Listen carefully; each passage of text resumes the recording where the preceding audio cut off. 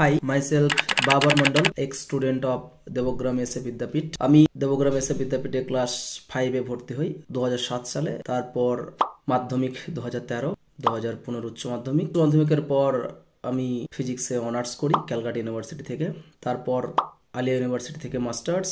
তারপর BARC Bhabha atomic research সেন্টারে 1 বছর প্রজেক্ট ওয়ার্ক করেছিলাম। And after that now I am here in Germany as a junior scientist. I am working. আমি research করছি nano technology and laser assisted সার্জারির উপর। এই হচ্ছে আমার ইন্ট্রো।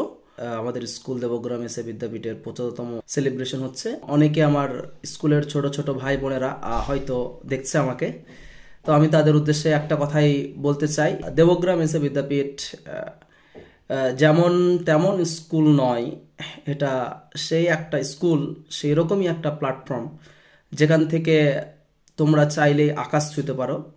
শুধু একটু পরিশ্রম করতে হবে, একটু দীর্ঘ সময়ে ওয়েল ডিটারমিনেশন নিয়ে একটু পরিশ্রম করে যদি এগিয়ে যাওয়া যায়, তাহলে হয়তো ইনশাল্লাহ সাকসেসফুল হওয়া যাবে।